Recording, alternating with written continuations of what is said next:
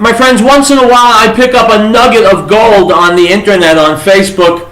Today I found a posting on Facebook. I got to share it with you. There's a big ugly picture of Hillary Clinton, and around the picture it says the following, quote, "I'm filthy rich, I'm white, I'm nominally Christian, I get huge donations from big corporations, I voted for the Iraq War, I am everything liberals hate, and yet I'm the one they want.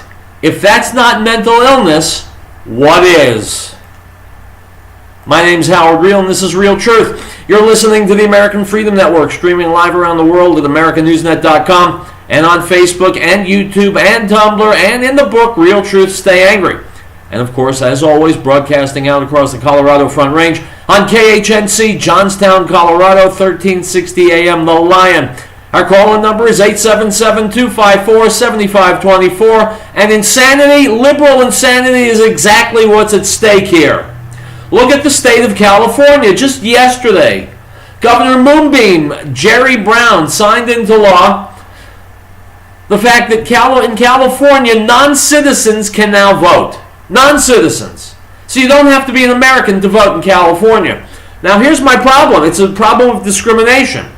Why should non-citizens from Mexico or Central and South America be allowed to vote? Why not non-citizens from Croatia or China or Sweden? Why do they have to be here? Why can't they file absentee ballots? We'll get the whole 7 billion of us voting in American elections. That is liberal nuttiness. Connected to that, from the Washington Times, fresh off a big win in the West Virginia primary, Senator Bernie Sanders' campaign said on Wednesday the Democratic Party would be courting disaster if it nominates Hillary Clinton as its presidential nominee. Citing troubling figures, they said that the Democratic Party must reject Mrs. Clinton and embrace Mr. Sanders or face a crushing defeat in November. My friends, there will indeed be a crushing defeat in November. And the party, the liberals who make up the party, are insane, whether they're the insane Hillary Clinton party or the insane Bernie Sanders party. Neither of them comes within 11.2 light years of being a real, honest-to-goodness, worthy presidential candidate. Liberalism is a mental disorder. People much smarter than myself have said that. I concur with it. And everything that's happening in the liberal universe testifies to that. Now, when we come back, we're going to be talking about liberals. We're going to be talking about conservatives. But most of all, we're going to be talking about the truth. I'll be right back.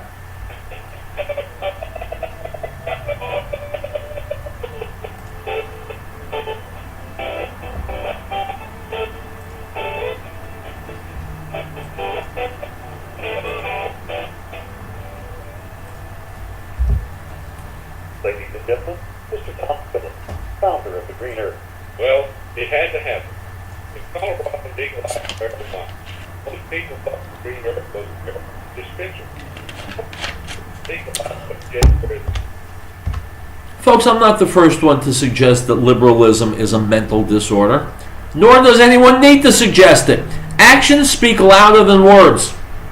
While Republicans are fighting to choose the leader of the free world so he can tackle the economy, global jihad, and a host of other issues, liberals are fighting with each other about which bathroom to use.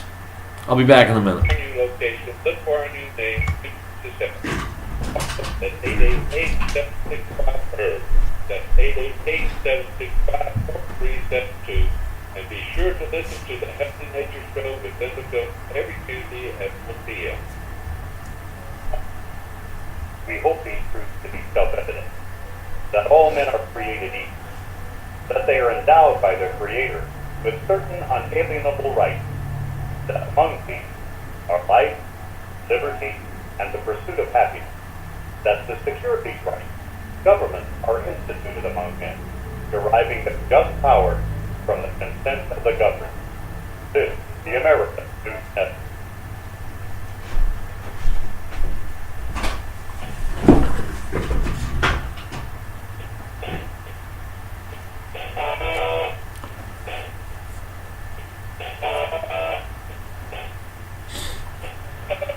Folks, welcome back. My name is Howard Riell. The show is named Riell Truth. Donald Trump was on Fox and Friends this morning talking about his huge wins in West Virginia and Nebraska. Let's listen in. Somebody who's trying to make America great again is Donald Trump. He joins us on the line. Donald Trump, do you think you had something to do with Budweiser changing the name of their beer for the summer from Budweiser to American? I think so. They're so impressed with what our country will become that they decided to do this before the fact. They got to get a taste of that. By the way, congratulations. You had a couple of big wins last night. Yeah, it was great. Two great states and great people, and we really appreciate it. How about what's going on in West Virginia? You know, you have the exit polls. I don't know if you've been listening to the show. We've been talking about these exit polls. People are walking out. These are Democrats. They're registered Democrats, so they had to go to the polls yesterday. They couldn't vote for you. They had to choose between Bernie and Hillary. Bernie wins there. They're coming out, and they're saying now that they would vote for you, Democrats, versus Hillary if it comes down to the two of you guys. Well, I've heard that, and I've seen that, and I'm not that surprised. You know, we had a rally in West Virginia. It was unbelievable. We had probably 25,000, 30,000 people all told, and it was just an incredible evening. It was under the spirit and everything, and you know, we're going to put the miners back to work. It's horrible what's happened, but we're going to just put them back to work. And Hillary said we're going to close the mines, we're going to close up the jobs, we're going to, I mean, I don't even know how she can get any votes, frankly, if you want to know the truth, and frankly, she's not getting too many. Right. But she's got problems. She's got a lot of problems. You look at this crazy Bernie character, you look at him and you see what's going on, and she's got some difficulty, there's no question about it. I just wanted to clarify, it was 1/3 of the people, the Democrats, were asked who they would vote for between Donald and Hillary, and 1/3 of them said they'd vote for you. And that's pretty good. I like that number. I really, considering they're supposed to be Bernie people and they're going to vote for me, I like that. right, so do you think it's time for your team to game plan against Bernie Sanders? Because if you look at the New York Post today, they have a point. Bernie Sanders now won 19 states, and they basically have a fun headline, but based on fact, stop the coronation. So do you have to game plan against Bernie, and if there's an indictment against Biden? Well, everything really about Hillary is rigged. She looks like she's going to be able to run. That sounds to me like, you know, I mean, how can she run with what she did with emails? So that's maybe rigged. Who knows what's going on? The Democrats seem to control it. It's a horrible thing. And the election, every time you see it, this, you know, I call him Crazy Bernie because he's not very good, but probably beating him would be easier. Who's going to run against the socialist and lose? I mean, he's a socialist. He's going to pay 95% tax. But I'd love to run against him in one way. But there's something about running against Hillary that I really do. Sure, I understand that. Just real quick, Don, but he does better against you head-to-head than Hillary does. Well, I know, but I've never hit him. Don't forget. I haven't started on him. I haven't said anything about him. I would start. Maybe I'm going to have to start based on, you know, I just see he wins, and then everybody sits around the table saying he can't win. Well, you did tweet about Crazy Bernie today, and suddenly that's trending. So apparently you had some impact on him. You know, the thing about Hillary Clinton in West Virginia, though, she won by a landslide in 2008 against Barack Obama, and she got smoked by Bernie Sanders yesterday. Debbie Wasserman Schultz, who runs the DNC, was on with Bret Baier last night about 11:20, and he said, here's Bret Baier asking, hey, this is embarrassing for Hillary, right? Listen to what Debbie Wasserman Schultz had to say to Bret. Talk about embarrassing? What's embarrassing is that the Republican presumptive nominee, Donald Trump, doesn't have the support of the speaker, his own Speaker of the House, doesn't have support of either Bush president, has many... All right, friends, stop. This is page 3 in the liberal playbook. If someone asks you a question that's going to make you look bad, you simply ignore it and you answer a different question. Debbie Wasserman Schultz, and you know this by now as well as I do, real piece of garbage. You've got to be trash in order to be named the head of the Democratic National Committee. She exemplifies the slimy, the sleazy, the slippery politician that America is rising up and saying we just won't stomach anymore. She's asked a question about A, she answers W. It is repugnant practice, and she's repugnant. Let's listen to her repugnant answer.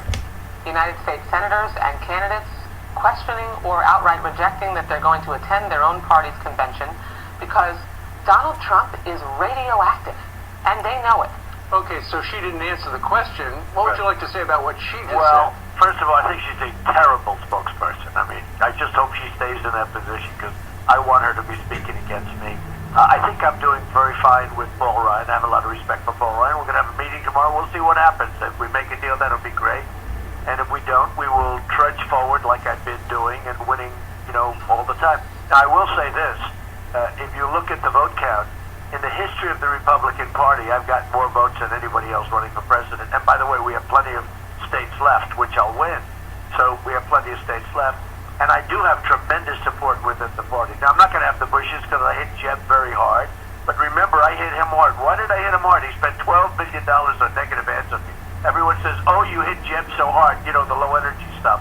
The truth is, Jeb Bush spent $12 million on horrible, negative, and very false ads. They weren't even true on me. And then when I hit him, people say, oh, gee, you hit him hard. So I can understand the Bush family sitting it out. I mean, I did a good job, frankly, on this. Yeah, but what about Jim taking the pledge? Well, he lied. I mean, he outright lied. Look, everybody wanted me to take the pledge, so I took the pledge that I would support whoever won. Here's the pledge.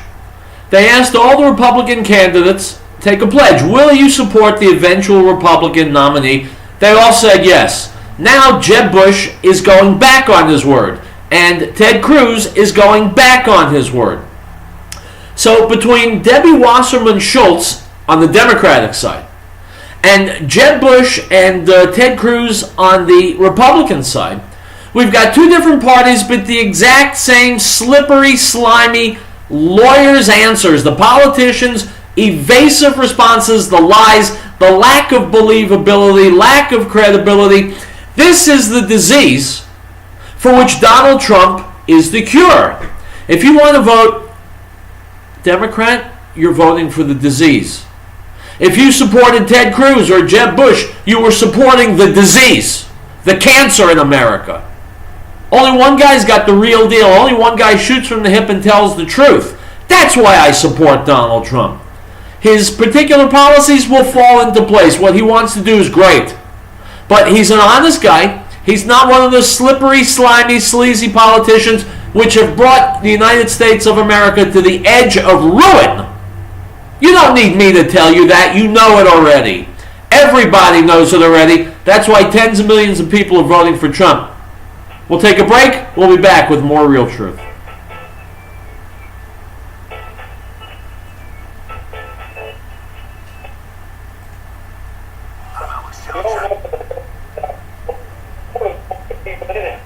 How can we, the people, bring it back? People serve.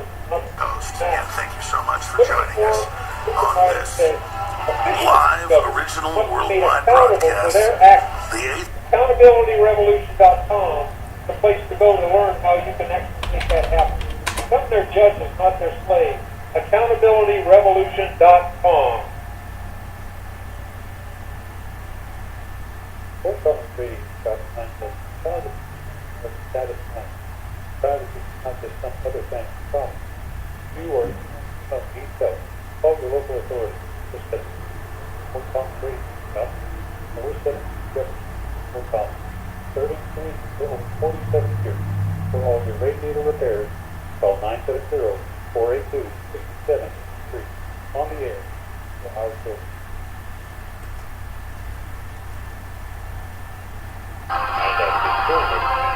First story segment tonight, as we mentioned, the new Quinnipiac poll shows Donald Trump beating Hillary Clinton in Ohio, virtually tied with her in Pennsylvania and Florida. Very good news for Mr. Trump, who joins us now from his headquarters. The only begotten Son, who is in the bosom of the Father, he has declared him. Gospel of John, chapter 1, verse 16.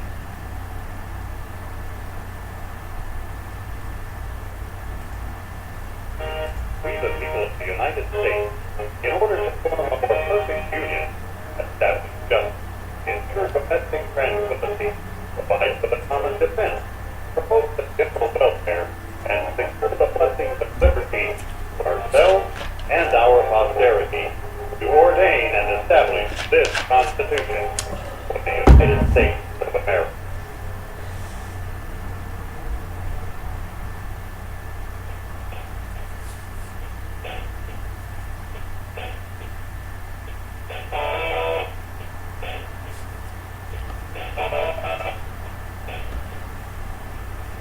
All right, welcome back to Riell Truth. Howard Riell here. Speaking of Donald Trump, Bill O'Reilly had him on the show yesterday talking about recent polling that shows him just about dead even with Hillary. By the way, don't believe it. Donald Trump would crush Hillary Clinton like he crushed Jeb Bush, like he crushed little Marco. He will steamroll her if and when they ever run against each other. By the way, I don't think Hillary will run against Donald Trump. I think she'll be gone by November. But let's listen to the O'Reilly interview from Fox News. First of story segment tonight, as we mentioned, a new Quinnipiac poll shows Donald Trump beating Hillary Clinton in Ohio, virtually tied with her in Pennsylvania and Florida. Very good news for Mr. Trump, who joins us now from his headquarters in New York City. First of all, let's talk Speaker of the House, Paul Ryan. You're going to meet with him on Thursday. What's your opening statement going to be? Well, I think the opening statement is, number one, I have a lot of respect for Paul, and I think we're going to have a very good meeting, I hope. And I think the big thing is, in the history of the Republican Party, nobody has ever gotten more votes than I've gotten in the primaries. I mean, I'm, millions and millions of votes additional, and I guess by the time we finish, it's going to be many millions of votes ahead of anybody else, any other Republican in the primaries. That's a big thing.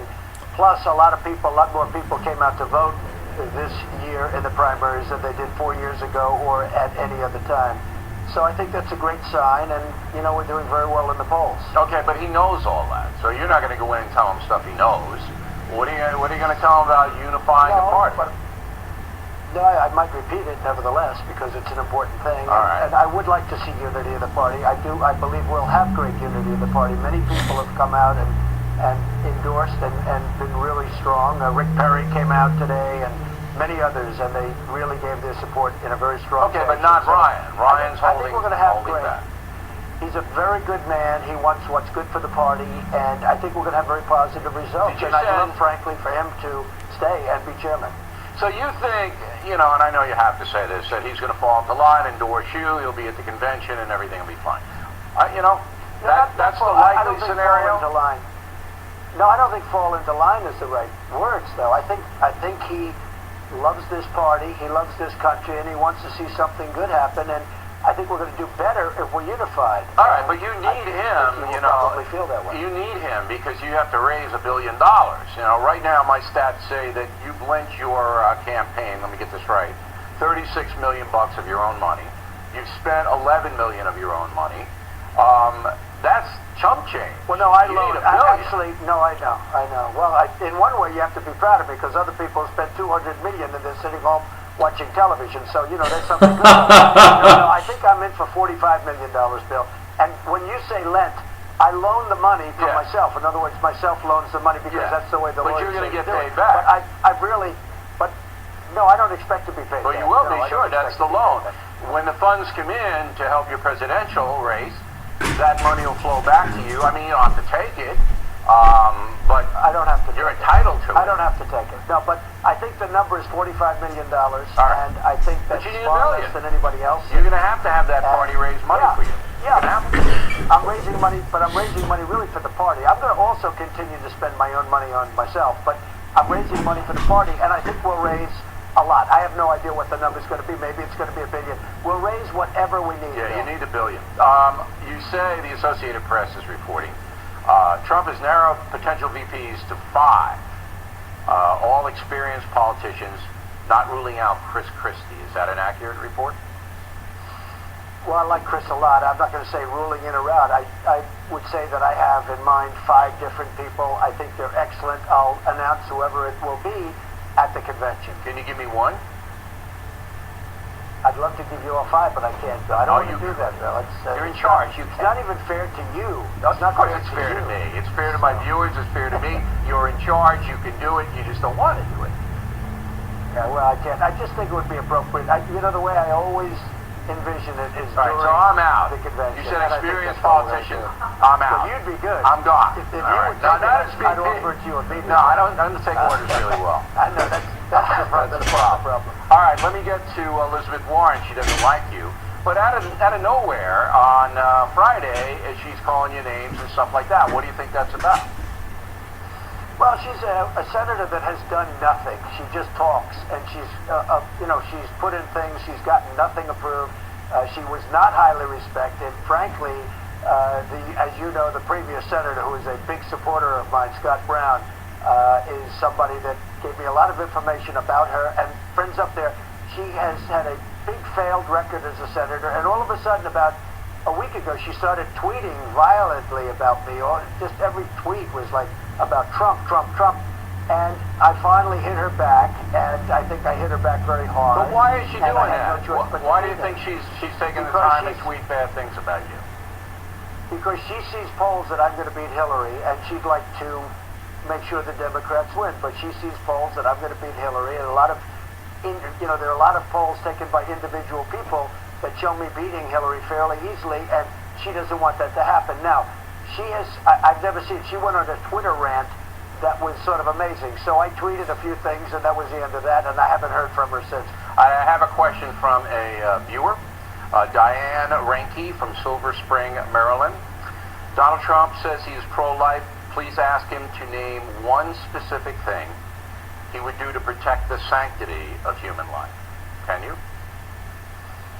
Well, I think that what we're doing, and I think it's a very important element in what I've done, I've become pro-life. I was, in a meek fashion, pro-choice, but I've become pro-life, and the reason is I've seen, in my case, one specific situation, but numerous situations that have made me to go that way. I will protect it, and the biggest way you can protect it is through the Supreme Court and putting people on the court. And actually, the biggest way you can protect it, I guess, is by electing me president. All right, so you're going to get a judge who would overturn Roe v. Wade. That's a specific. Well, overturn.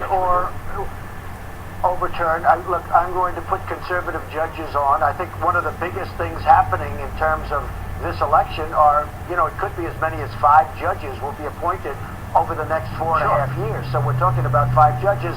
And I think probably the most important thing one of the most important things, other than the security itself of the country, is going to be the appointment of 4 to 5 Supreme Court justices, and I'll be doing that. Diane's question is answered. Your specific thing to protect the sanctity of life would be appointing a Supreme Court justice that would overturn Roe v. Wade. Do I have it? Well, they'll be pro-life, and we'll see what about overturning, but I will appoint judges that will be pro-life. Okay. Yes. Finally, I was a little upset because my taxes are going to go up if you win. I'm going to be paying more now. I thought I was paying less. No. It was incorrectly. If you read the Wall Street Journal front page today, they covered it exactly correct. I have the biggest tax cut of anybody running by far, and that includes the 16 people that are vanquished, okay? And nobody even came close. But I may have to raise it from that point. It was so your original statement in the debate, you might have to go up a little for me. For me, I might have to pay. No, what it meant, you're going to actually perhaps go down, actually. Everybody's going to go down. But who's really going to go down is the middle class, who have been absolutely destroyed by taxes. But you said you wouldn't mind paying more. You yourself wouldn't mind paying more. I would not mind paying more. But that's kind of an indication. That's kind of an indication the guys in your bracket. No. The question was asked, would I mind paying more? I wouldn't mind. But the fact is that everybody's going to be paying less, and we're going to run a much better, we're going to run a bill. We're going to run a country that works. We're going to get this country going again, because right now this country is stalled so badly, and taxes are going to go down, and that's one of the ways we're going to get it to work. Well, it's shaping up to be a very interesting race. I hope you'll come on and tell me what happened with the Paul Ryan meeting, which I think is going to be fascinating. I think so too. I look forward to it. Yeah, just tell me what happened. I can report it, or you can come on Friday or whatever you want. But we would really like to know what happens there. Donald, as always, thanks for taking the time. We really appreciate it. Thank you. And how come Bill O'Reilly calls him Donald and not Mr. Trump? I noticed, basically I like Bill O'Reilly. But I notice anytime he's got Donald Trump on the show, it seems like he's competing with him to show that he's smarter than Donald Trump. I don't think he is. Item from Breitbart.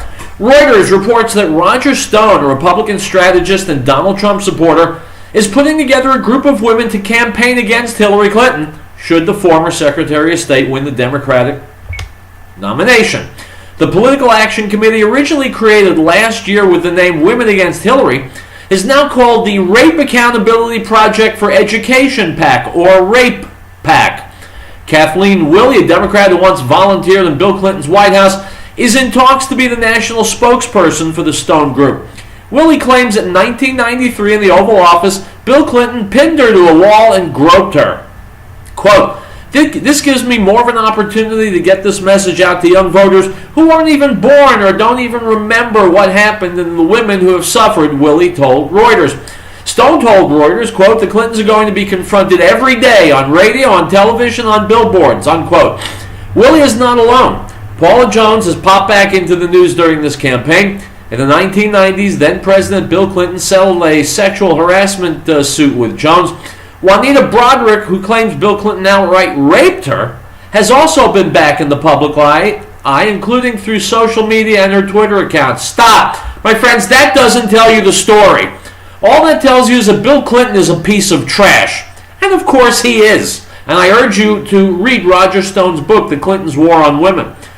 What that piece does not tell you is that Hillary Clinton headed up a group of people in the Clinton White House, the Bill Clinton White House, that served as attack dogs, as Doberman pinchers that went after all the women that Bill Clinton in some way harassed or abused, and according to some allegations, raped. They went after those women to destroy their credibility, drive them out of the public eye, keep them silent.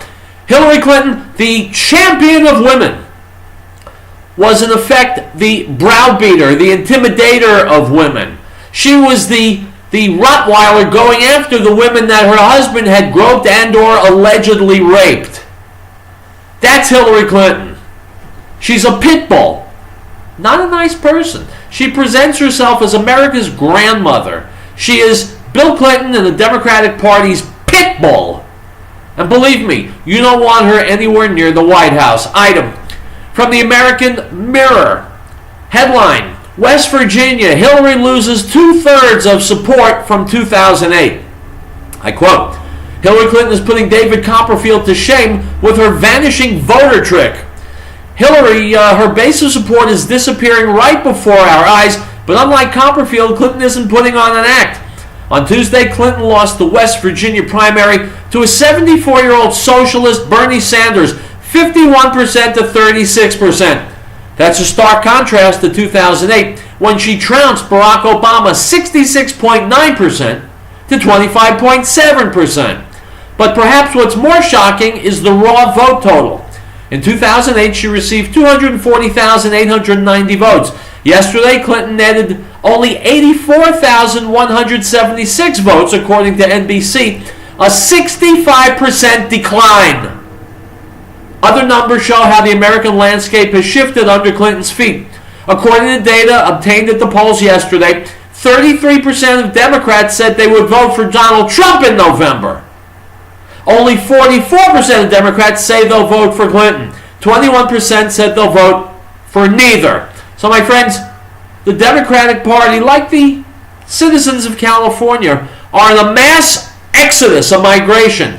They are running away from Hillary Clinton as if she's got Ebola. You know why? Because what she's got is worse than Ebola. She's got a feeling that she's better than everybody, that nobody and nothing counts except her own driving ambition. She will say and do anything. She cares not a whit about people. She is an anarchist at heart. She is so far left it makes your head spin. And America slowly but surely is catching on to this. Speaking of being so far left your head spins, from Jews News, a California state bill just signed into law by Governor Jerry Brown that will register and allow illegal aliens to vote in U.S. elections. Unquote. My friends, maybe this upcoming presidential election is really about mental health, about America returning, going back to a place where it enjoys mental health, mental stability, and maturity, rather than being way over on the far left where up is down, right is left, and nobody's got their head screwed on right. We'll be back.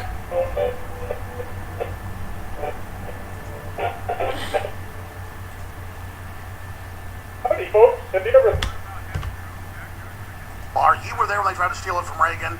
and forced the compromise. You were there throughout this. Have you ever seen such levels of brazen?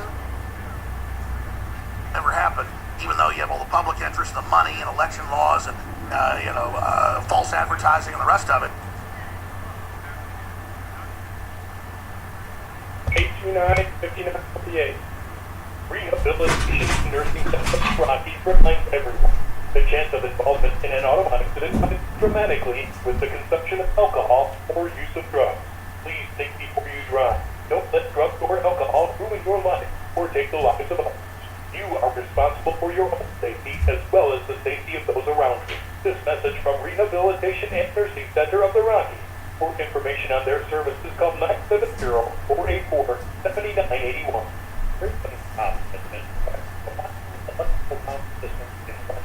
Area 1992. Our systems rely on the sun to make self-reliant for your power. Solar energy can be scaled to fit any situation, from complete power independence to backup power position. Our expertise focuses on the long time, but we have extensive experience with these solar and backup systems. They capability not of energy all the way to commercial scale power. Great Cutting Power is a full service company. We service everything we sell. We provide and design turnkey packages, design systems, and parts for do-it-yourself. With more than 20 years of specialized experience at your disposal, let us know what your power concerns are. Reach us by phone or the internet. Call 303-9963. That's 303-239-9963.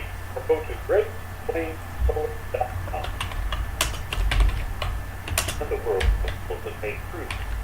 The world did not know. His home did not receive. But as many as received him, to them he gave the right to become children of God, to those who believe in his name, who were born not of blood, nor of the will of the flesh, nor of the will of man, but of God. The Gospel of John, chapter 1, verse 10 through 13.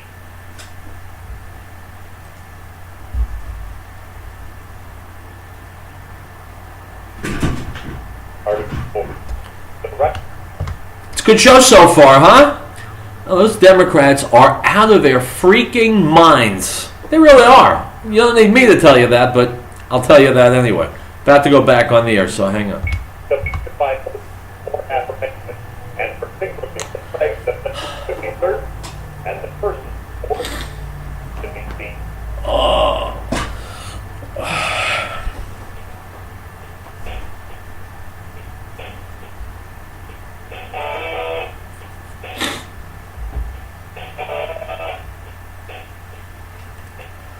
Guys, welcome back to Riell Truth. I got lots more for you. Alex Jones, Roger Stone, go. But now they just think they can just take it again and take over the party. It just really shows how delusional these people are. You were there when they tried to steal it from Reagan and force the compromise. You were there throughout this. Have you ever seen such levels of brazen megalomania in your view, Roger Stone?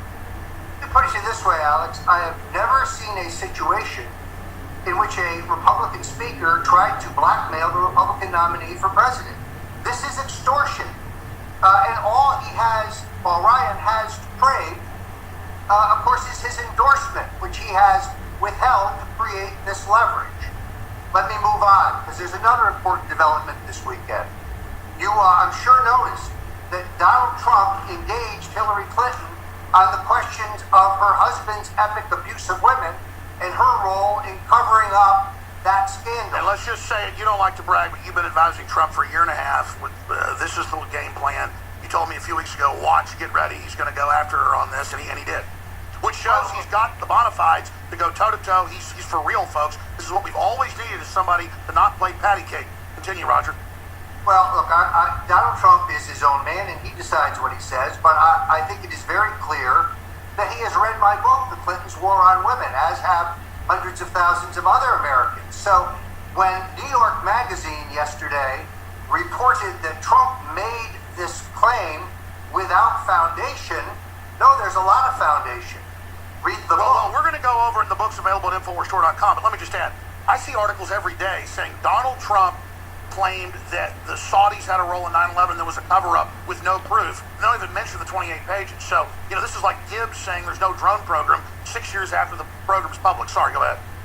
Well, it's very important to understand here what the strategy is, because the Clintonites hope that they can suppress this story as they did in the 80s. Unfortunately for them, that was the pre-internet age. So they have put enormous pressure on CNN, on Fox, on MSNBC, on the networks, trying to claim, this has all been discredited. No, they admit on MSNBC and CNN, as you know, they cut people's mics when they mention this. Yeah, it's extraordinary, but it won't work, and I'll tell you why. Because you cannot gag the nominee of the Republican Party. Can't do it. You cannot gag Donald Trump, and he gets it.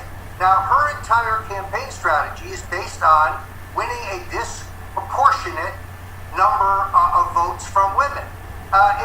Media Matters for America, the Clinton apologists, financed by Soros, but directed by Hillary, seek to pressure and discredit anyone who raises this question. This is really simple, though. Let Juanita Broderick speak. Let Paula Jones speak. Let my friend Kathleen Willey speak. Hear them out. Let them tell you exactly what happened to them at the hands of Bill and then at the hands of Hillary. Then Hillary can deny it if she wishes. That's right. And the American people can decide who's telling the truth. But for Hillary to say that young college women who are sexually assaulted at school deserve to be believed, but these women do not deserve to be believed, is outrageous. Well, the truth is they're an organized crime syndicate. They've settled cases. We know they're doing it. And thank God you wrote the book to expose it all. Other facets. I love the fact that Trump's so strong. I love the fact he's not backing down. I love his foreign policy speech. So much good stuff is happening. What are other pitfalls? What are other attacks? What else is on the radar? Bottom line, I guess we get the word out about the Clintons and their abuse of women. We get the word out about what Paul Ryan and Priebus, these little arrogant creatures, are doing. We expose the fact that the whole world's trying to gang up on us and tell us what to do. What else is on the radar, Roger Stone? Well, there was one other very significant development this weekend in which Donald Trump referred to the Clinton Foundation as a scam. So you're seeing the elementary messages of Donald Trump's campaign. He has vowed to go after Hillary hammer and tong. He understands her epic abuse of women. He understands the disaster that is her tenure as Secretary of State. And he understands the largest single money laundering operation in U.S. history, which is the Clinton Foundation. The mainstream media is trying desperately not to cover these stories as if they don't exist. Terrific piece on Breitbart this week about how subsequent developments regarding the Clinton Foundation got no mainstream media coverage. Sure. So we see the game they are going to try to play. They're going to try to make these issues untouchable. This worked for them in the 80s. It is not going to work for them in 2016. Well, even when I talk to Democrats and people I know, some of them which are prominent here in Austin, they go, no, we can see Trump winning now. We can see it. Hillary's damaged goods. And then the FBI is set to talk to her this week. Even if they don't go after her, it's just this whole backdrop that it's as if she's crawling, towards her own grave while trying to crawl away from it at the same time. She wants more power to protect herself into the future. She's just hoped for a pardon out of Obama. How was Trump when you met with him in New York? He seems to be energized when I see him out on the campaign trail. This whole thing just has the smell of destiny. Well, Alex, as you know, any conversation I have with Donald is proprietary, and I would never reveal what we talked about. Sure, but I'm asking overall, how's he doing? But in terms of his mood, he's excited, he's pumped up, he's super confident about his ability to win. He reiterates again in everything he does that he is his own man. He's not going to be controlled by Wall Street. He's not going to be controlled by K Street. He is going to do this his way. And in all honesty, doing it his way has worked extraordinarily well so far. He is bigger than the Republican Party. He's absolutely right. It's not about whether the party is unified. It's about powerful, and that's why they're so scared of him. And Democrats out there, if you want prosperity, folks, just bring somebody in who doesn't dislike America and have it out for the West. Well, my friends, if that's the case, you're disqualifying all Democrats. They don't like America. They don't like America. Hillary Clinton hates America. Barack Obama hates America. Debbie Wasserman Schultz hates America. And that's why we've got to vote them out of office and keep them out of office. Item from Fox News. Another city, another referendum for taxpayers to spend tens of millions of dollars on a football stadium. Except this one is for high schoolers. McKinney, Texas is building a $62.8 million, 12,000-seat stadium for its high school gritters, those are football players, to do battle in an extravagance 63% of voters were apparently just fine with. Stop! Texas spending $63 million to build a football stadium. Let me ask you a question. What would happen if Texas spent $63 million on books, or on libraries, or on literacy programs? You think we might be better off? Yeah, screw that. Texans value football. And that's one of the great indictments of Texas. Texas is a great state in a lot of ways. They've got to mature beyond high school. Emotionally, so many Texans are at high school level. You know, I used to play football too when I was in high school. Then I grew up and I went on to more important things. If I had $63 million, you can bet I would not be building a high school football stadium. We'll be back.